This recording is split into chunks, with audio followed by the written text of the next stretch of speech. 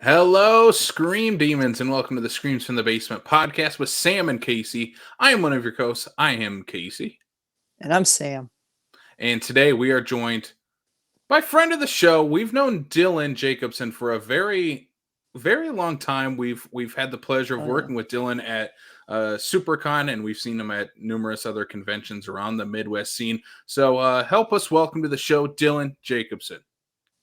Hey, thanks for having me here. Yeah, it's been a long time since I've met you two dudes, and now we're doing a couple things together, which is cool. And I heard you mention SuperCon. I did get it confirmed. I will be back as a guest at this year's SuperCon, so it's nice Yes. to hear very Mhm. early about that. Yeah. So That's awesome. What's funny is I probably knew before you did that you were coming back to SuperCon. yeah, probably, yeah.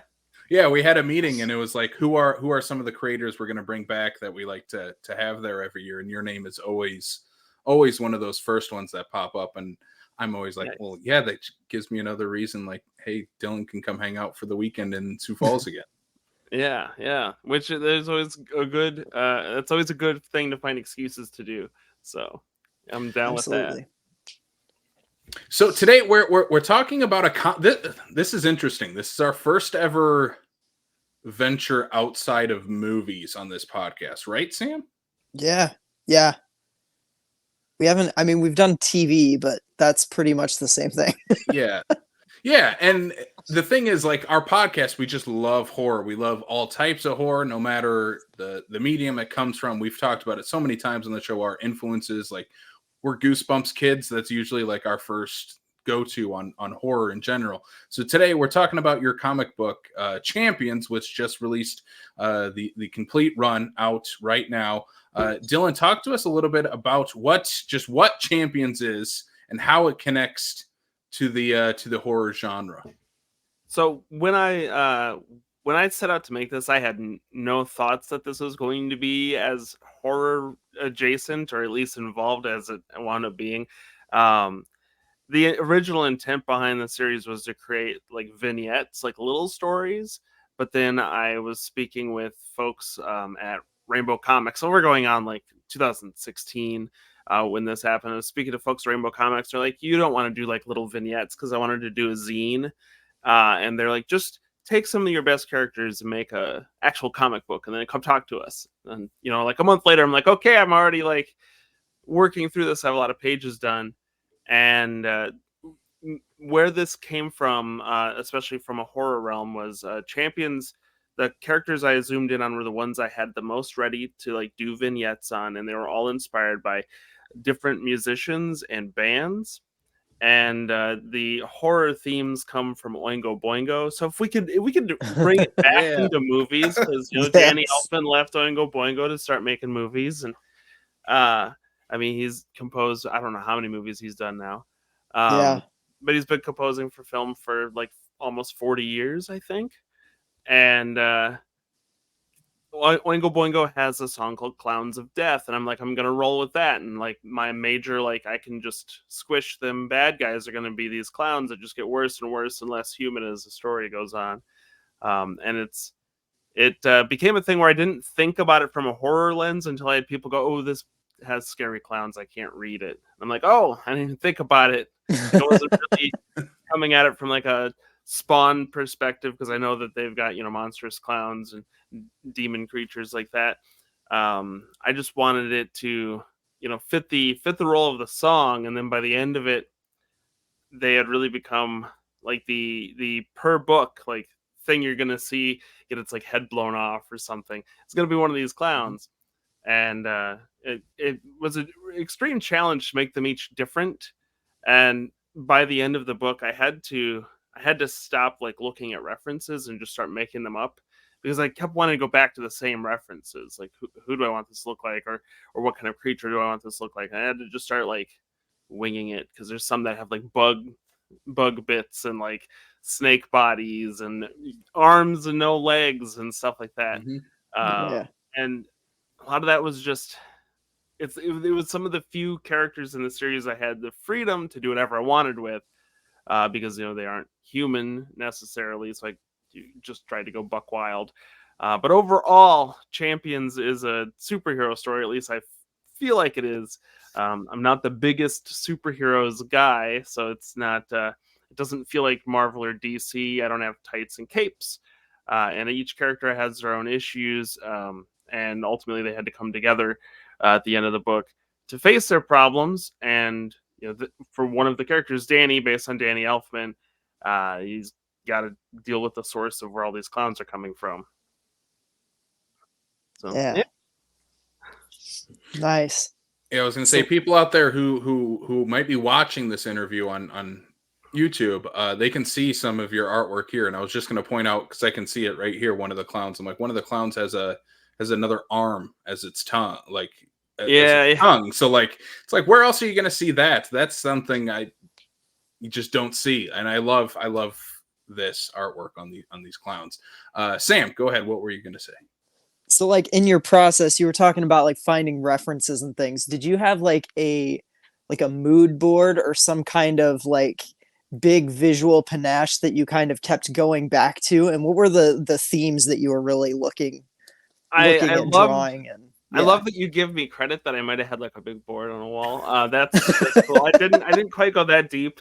I am working on a new project where I feel like I should be that deep.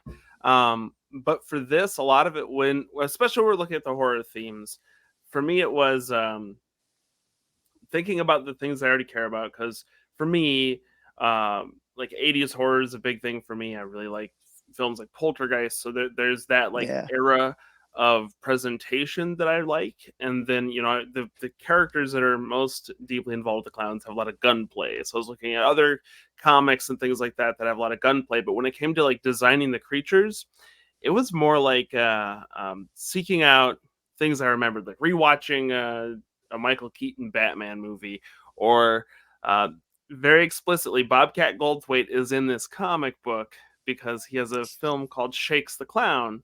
And one of the last ones we ever see looking kind of human is drawn as if like Shakes is turning into a monster. Nice. So I was really trying to pull in things from all over and trying to draw lines from like whatever inspired me to do A, how can I make a line, to B, so I can sort of include that other thing that I love.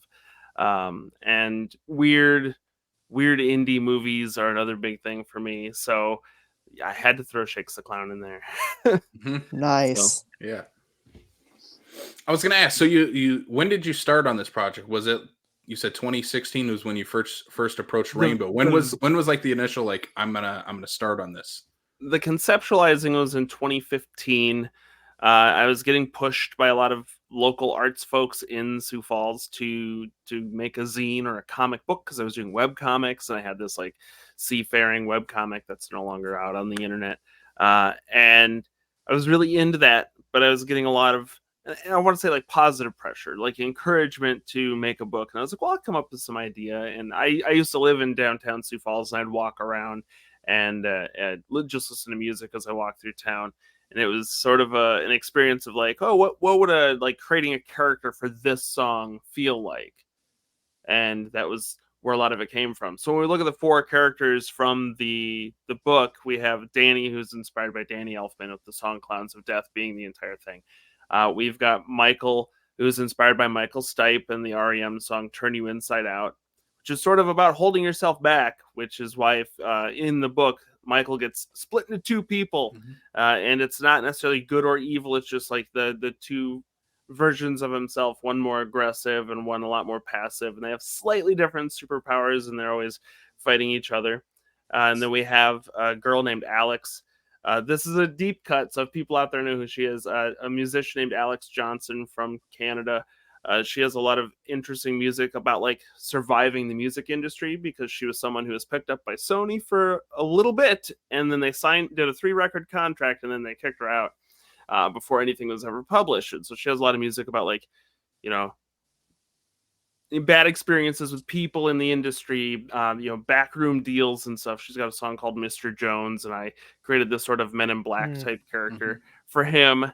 And then finally, popular-ish band in the 80s, Miracle Legion. They had a side gig called Polaris where they appeared on television, children's television in the 90s on a show called The Adventures of Pete and Pete.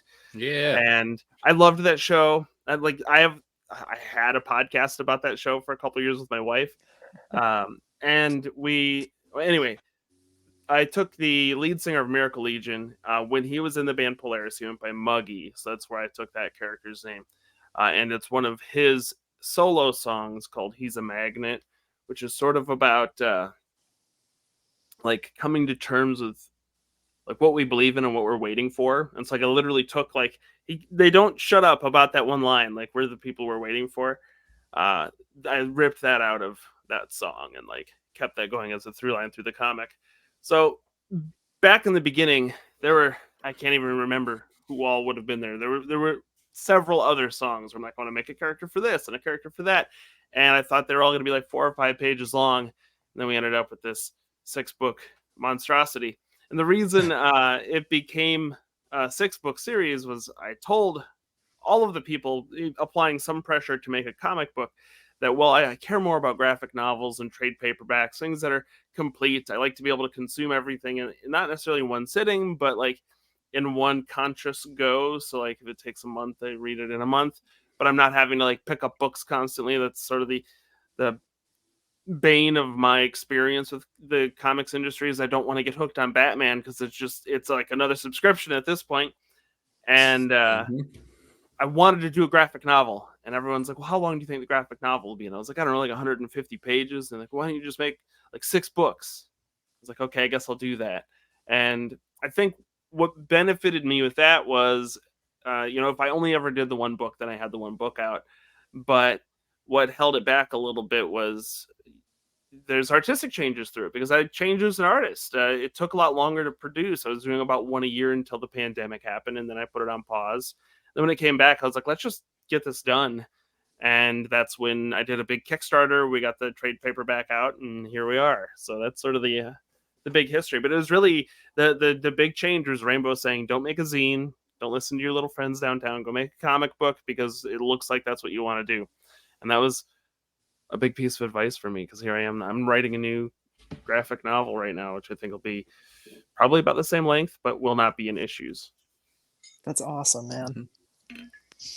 Yeah, and we haven't said this yet, but congratulations on this because we know, like from the filmmaking side, how hard it is to make a movie with that many moving parts. It's the same with anything creative. It's always that's the bigger challenge than even just telling a story is just how do I get this made, and to have almost an 8-year process to have this movie or see, I just default the movie. I default the movie comic come out. Like that's such a big accomplishment. So, dude, congratulations on it. But then I have to ask kind of a snide question afterwards because I hate clowns.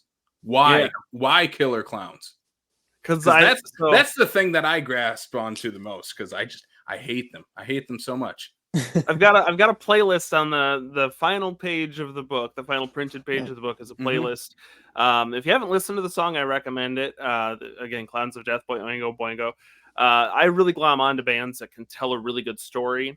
And so, to sound like a cop-out, the story in that song is so well put together where I didn't really have to build a whole lot of like world around them. It's like there's this entity that wants to eat the weak and powerless, and they tend to target children.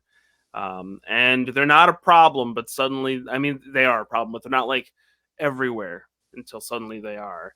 And I was like, well, I think I can really roll with that. And I guess when we think about it, clowns kind of scare me too. I'm not as afraid of things as I used to be when it comes to like horror tropes and monsters. Like my wife were here, she'd be like, well, you're afraid of bats. I mean, that's a whole story, but like I'm not as afraid of it as I used to be. So I do agree that there's like a carnal like distrust of clowns. They fall in that like uncanny valley because of their makeup, and you're not sure who it is all the time. And I like that a lot. I think going back into my roots, like in college, I was really into like the paranormal and cryptozoology, and every now and then there would be like killer clown sightings or creepy clown sightings, and those things were very interesting, especially from the perspective of stuff like copycat cases where like once somebody's out there being a weird clown at midnight, then you've suddenly got all these other ones. And so there is something I like about that, or like I find kind of unsettling or scary about that. But in my world, these were all like an ancient primordial force that did thrive off of people and were somehow shackled to a book. And I get into that a little bit in the comic, but I tried to leave a lot of the backstory very open because there are parts of me. Well, I have like a spreadsheet of like, this is when this book is going to come out. It's going to be this story about this part of like the background of this universe, and then this will come after that. And I don't know if I'm going to approach all of those or any of those anymore. But when I was writing this series, again, because a lot of the content for like the origins for things like the clowns came to me from music, I could do a lot more building of the world around it instead of having to figure out like, well, why are these things here? That was already done for me. So I have a lot of possibilities if people get into the series for opening up to more. Did that answer the question? I feel like I just derailed. No, you absolutely answered my why clowns, because that always fascinates me as someone who just hates them. All kinds of clowns hate them. And following that up, like you have kind of like 3 sets or big villains in this book. You've got a pig. Yeah. You've got clowns. Yeah. And you've got suits. And I'm just like, is that intentional villain branding? Because I feel like all of those since 2016 have just kind of like become big words in the cultural lexicon, and none of them mean anything good. Yeah. Well, that's a good question. I had a lot of because the guys in suits have this presence that can feel like the Men in Black. I had a lot of people just calling them that, which is not an accident. Not to turn this into a deep lore podcast, but I don't know if you're familiar with the like real world origins of the term Men in Black, but it comes out of like Mothman mythology and people branding these possible government agents as Men in Black. We don't know who they are, where they're from. They keep telling us to stop talking about flying saucers. So I did want to lean into that, where like none of these people are necessarily named or running around like telling you who they are. They have implied intentions. There was a point at which I came to the understanding for myself in this story that these suits, they're all men. And I'm not going to get into like where they came from or why they're in on this situation, except for the primary one that we named Jones. And I'm not even convinced as a writer that that's necessarily his name. That's just what he told somebody his name might be. So I do agree that there is this suits, the government, the corporations, all sorts, depending on what end of like the realism versus conspiracy thinking aisle you're on. I think suits are a big part of the cultural zeitgeist. I don't think I was like riding a new wave of inspiration. I don't think I set a trend, but maybe I was already tapping into how a lot of that was evolving. But really, so like with the Alex Johnson song Mr. Jones, that's just about a risky dude she might sleep with in order to get like a music deal. And I took that in a totally different direction. But with Muggy and Piggy, it was kind of hard to describe where that came from. It's sort of a meshing of 2 different songs. Again, Oingo Boingo has a song called Piggies, which is, they don't ever tell you is he actually a pig or is he just a guy who is a pig in that song. But the guy that Muggy is based on has album artwork where he's like conducting, like he's got his arms out like a music conductor in front of a bunch of pigs in a field. And I'm like, well, I'm going to pair him up with a pig. And that's kind of where a lot of that evolved from. So I don't think I had my finger on the pulse of our culture, but apparently I was a part of it while it was happening. You kind of Simpsonized a little bit there, Yeah, like, right. Yeah. If only I was as well known as the Simpsons, everyone would agree with you. Go ahead. So you've been doing, you said you conceptualized this in 2015. You put out the first issue in 2016. I remember buying that issue from Last Stop. I believe you were actually there. Yeah, I had a handful of signings at last stop. I love Yeah, working with them. I may have actually bought one and gotten it signed from you. It might have been issue 2, I'm not sure. Sure.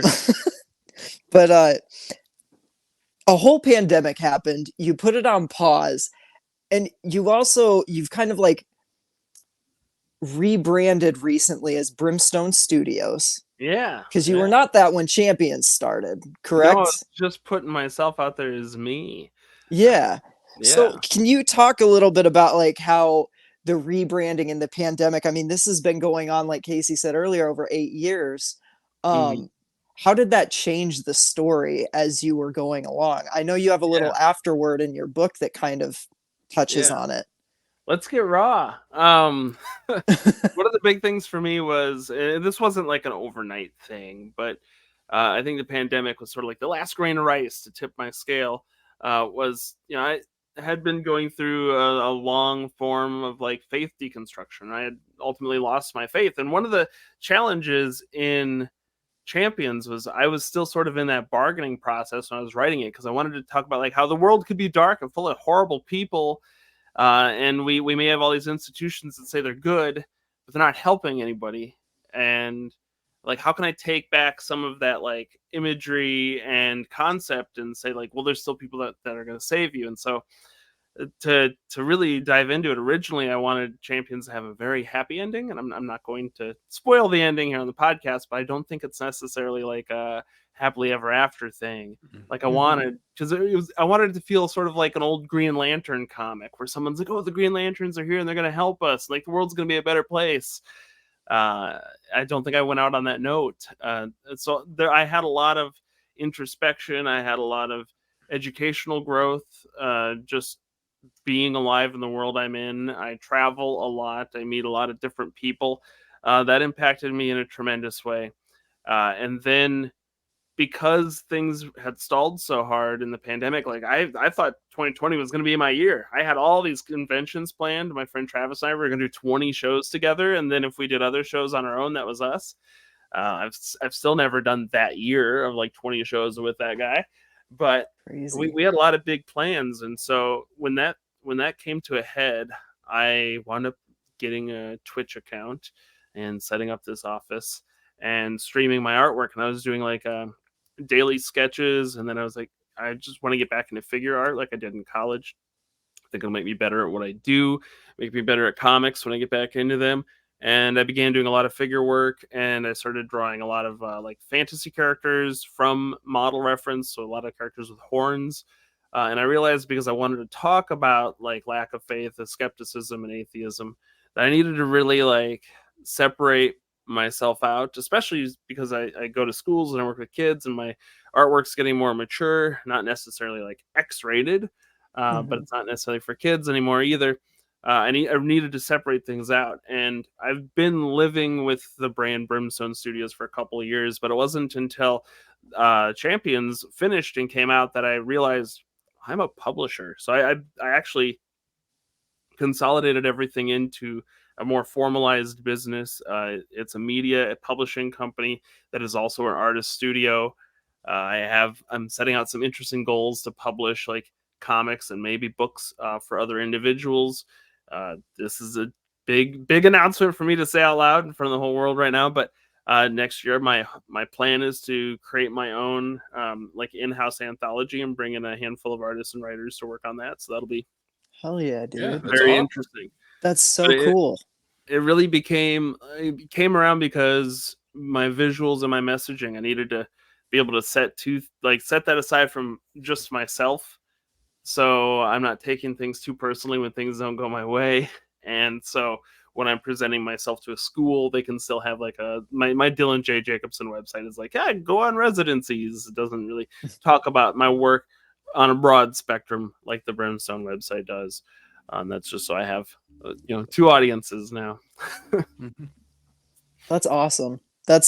I mean, that's part of like surviving in the industry though, is being able to like diversify and do those Yeah, different things. So I applaud you for that. That's awesome, dude. I can't wait for you to Mhm. see it. I just got my very first like pull-up banner for conventions, to make me look legit, because Yeah. I used to use the big hanging ones, and it Yeah. looks So good. I'll send you guys a picture. Yeah. Nice. But Yes. awesome. So good. I'm so excited. I designed it myself, but it was daunting because, and you may have had experience with this as creators yourself, but I'm really close to my own work. So how to represent it becomes more of a challenge. So I'm like, what is the best panel, or like, what is my strongest like piece of figure art? Because I'm making something new all the time, and I see my flaws a lot easier than you see my flaws, and so sitting down and drafting that was a huge challenge, and I actually did have help from my Twitch audience in putting that together, which can sometimes be a challenge if I have a lot of people on and they all have opinions. It turns into like a committee, and it's so hard to get anything done. But luckily, everyone was like, "No, we know what you want," and I got something great. And I think that again comes in part with like knowing who I am now, like turning Brimstone Studios into a media publisher changed a lot of my perspective. Like, oh, it's not just me wearing a mask. It's like this is like a message, like a slogan, a flag, sort of thing I can carry.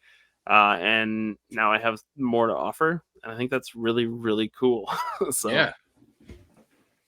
I gotta, before I get to my next question, I gotta bring up, because we're talking about some of your other work, I gotta bring up your King of the Hill fantasy mashups, just because I'm on a King of the Hill Yeah. kick right now in our house. Like, that's you should immediately be. we go home and we just put on King of the Hill. Like, we Yeah. love it. So I mean, just I gotta say, I love it. What was the inspiration for, like, I'm gonna take King of the Hill characters and I'm gonna mash them with fantasy characters? I assume you're a huge King of the Hill fan.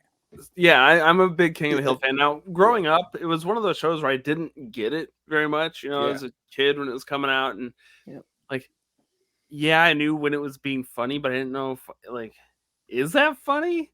And then as it began to replay on like Adult Swim in college, I was like, wow, this show's like, I'm Bobby Hill and Hank is my dad, and I'm sure a lot of people feel that way. I'm sure a Yep. lot of people 100%. feel that way.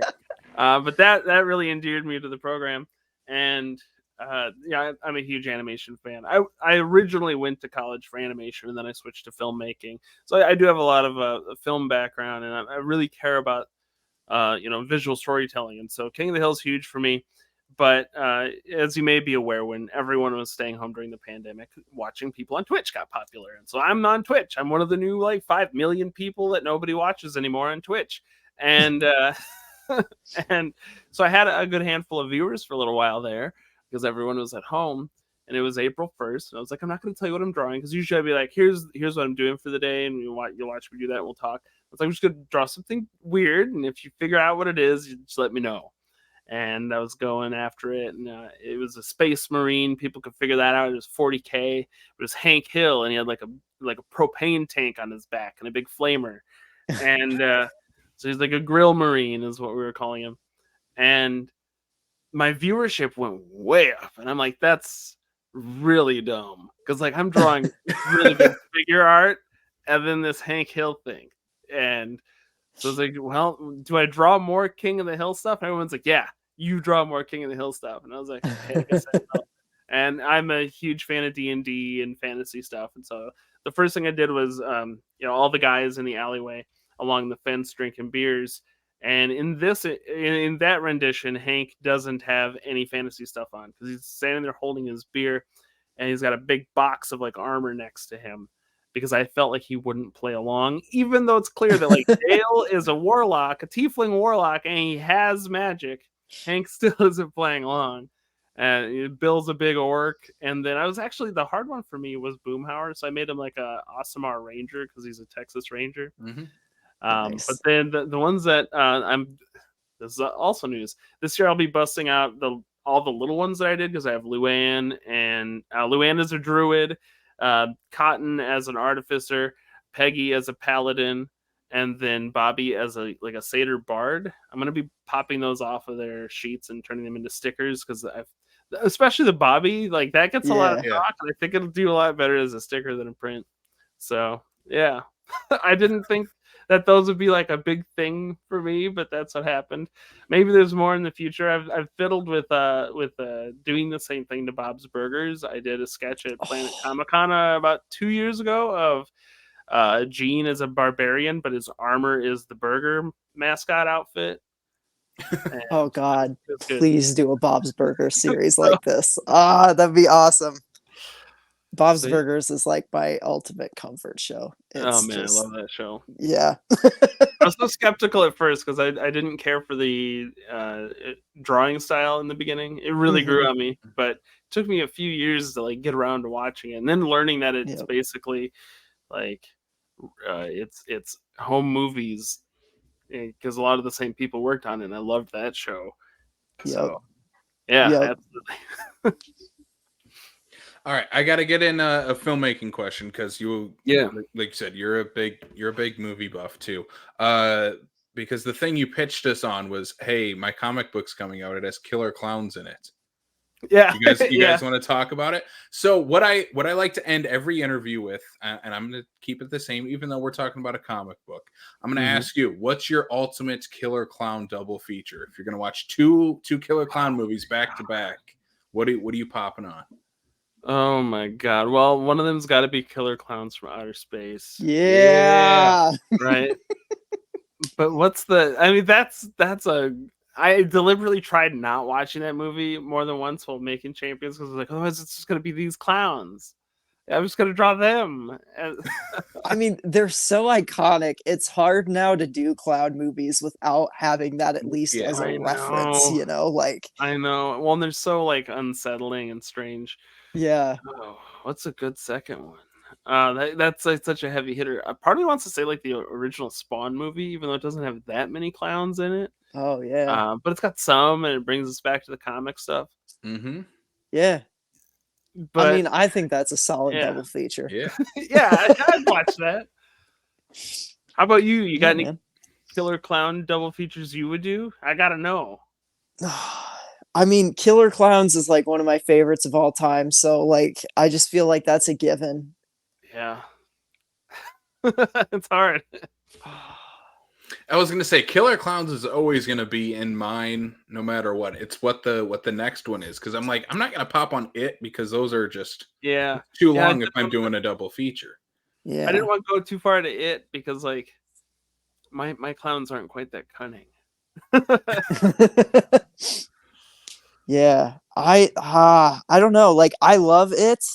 I'm a massive Stephen King nerd. But like,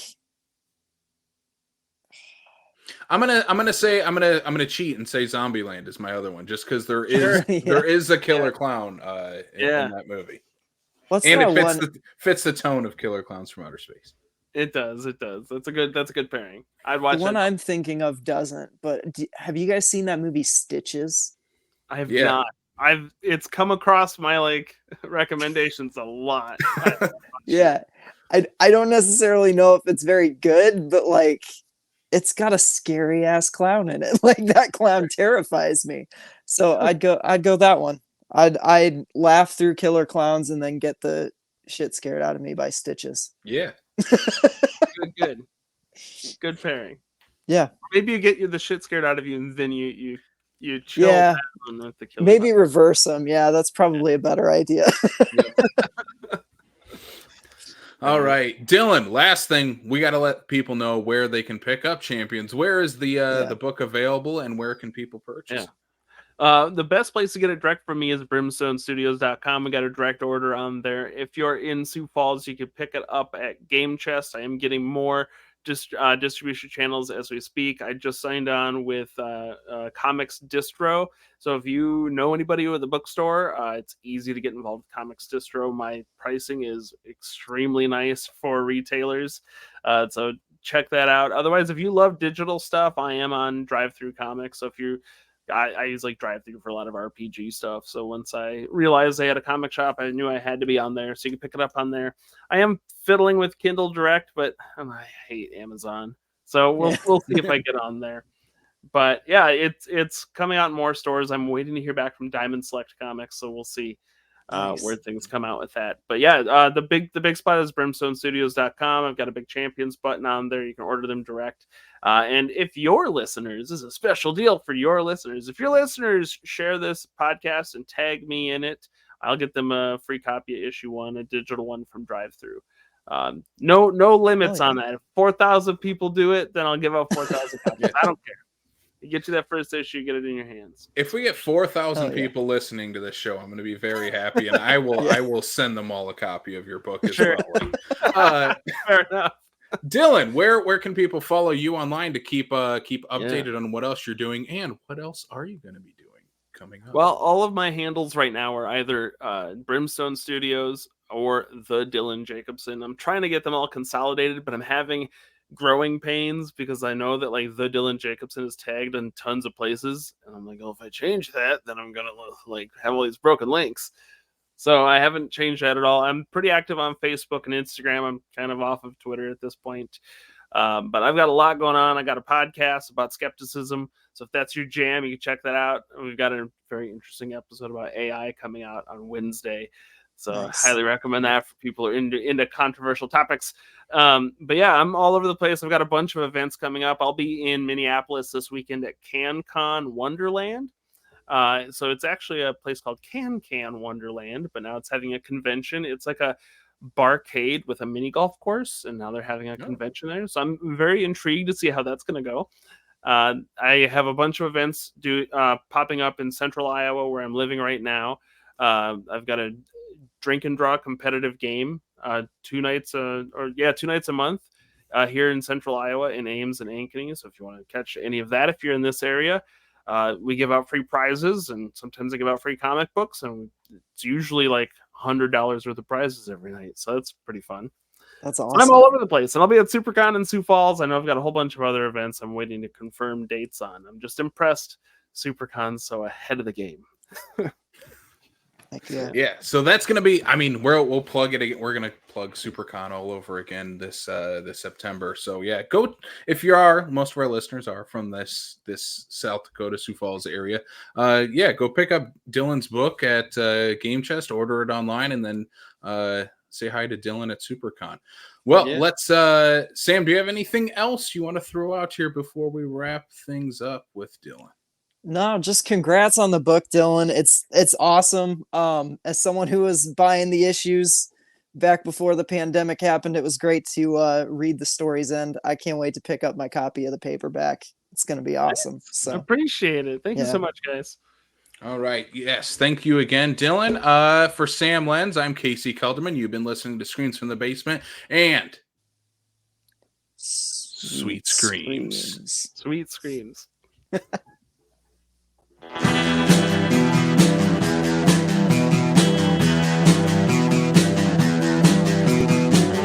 You're listening to the Prescribed Films Podcast Network, home to hundreds of hours of free podcast entertainment. The shows on this network all have a common goal, providing you with the best discussions about movies and other forms of entertainment media. The PFPN hopes to fill your earholes with audio joy.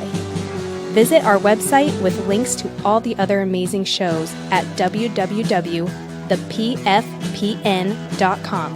Thanks for listening.